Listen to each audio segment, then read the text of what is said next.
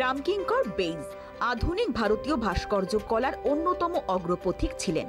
রামকিঙ্কর ছিলেন প্রথম ভারতীয় শিল্পী যিনি আধুনিক পাশ্চাত্য শিল্প অধ্যয়ন করে সেই শৈলী নিজের ভাস্কর্যে প্রয়োগ করেন। রামকিঙ্কর পোস্টার, থিয়েটারের সিন, এমনকি পুতুল তৈরি করে জীবিকা নির্বাহ করতেন। বিশিষ্ট সাংবাদিক রামানন্দ চট্টোপাধ্যায়ের নজরে পড়েন তিনি। তাকে নিয়ে আসা হয় শান্তিনিকেতনের কলা ভবনে। 19 বছরে রামকিঙ্করের কাজ দেখে মুগ্ধ হন নন্দলাল বসু। 1925 খ্রিস্টাব্দে নন্দলালের ছাত্র হয়ে রামকিঙ্কর ঢুকলেন শান্তিনিকেতনের কলা ভবনে। থাকলেন একটানা 46 বছর। অবসর নেন ভাস্কর্য বিভাগের প্রধান হয়ে। রামকিঙ্করের ভাস্কর্যগুলি আকৃতিতে বেশ বড়। তিনি চোখের সামনে যা দেখেন তাই হয় মডেল।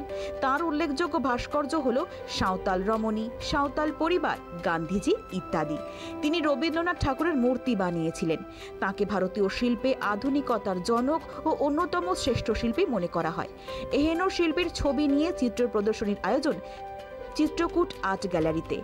6 এপ্রিল থেকে শুরু হয়ে 6 মে পর্যন্ত চলবে এই প্রদর্শনী। আয়োজনে চিত্রকূট আর্ট গ্যালারির কর্ণধার প্রভাস কেজরিওয়াল এবং চারুলতার কর্ণধার আশাতীত হালদার। সকল শিল্পপ্রেমী মানুষদের এই চিত্র প্রদর্শনী দেখার আহ্বান জানালেন তারা।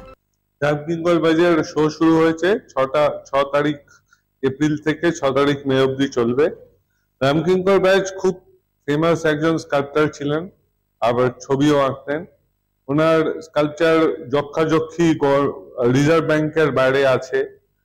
আর ওনার শান্তিনিকেতনে অনেক ভাস্কর্য দেখা যায়, আউটডোরে অনেক করেছেন। উনি অনেক ছবি আঁকতেন আর ওনার ছবির মধ্যে অনেক বৈশিষ্ট্য ছিল। ওনার জন্ম 1910-এ হয়েছিল। উনি শান্তিনিকেতন যান, ওখানে নন্দলাল বোসের গাইডেন্সে কাজ করেন। উনি অনেক অরিজিনাল টাইপের ছবি করেন আর ওনার কাজ খুব ভালো। ওনার কাজ খুব একটা দেখা যায় না, সেজন্য আমরা এই শো করছি।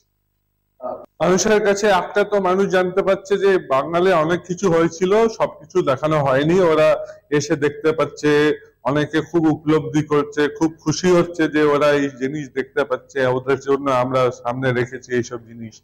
মানুষের একটা খিদে এখন আবার জন্মাচ্ছে পুরনো জিনিসের প্রতি, ঐতিহ্যের প্রতি, কালচারের প্রতি। মাঝখানে একটু অফ হয়েছিল, কিন্তু এখন আবার কালচারের প্রতি মানুষ একটু ইন্টারেস্ট নিচ্ছে। ধর্মের ক্ষেত্রেও দেখছি, আপনারা তো দেখছেনই, আজকে রামনবমী অনেক বড় করে আমাদের বাঙালি হচ্ছে, আগে হতো না। তো আমরা প্রকৃত ধর্ম পিছনে আছে কিনা জানি না, কিন্তু ধর্মের প্রসার আমরা দেখতে পাচ্ছি। দুর্গাপূজা বড় করে হয়, মুসলিমদের পর্ব আগে থেকে অনেক বড় করে হয়।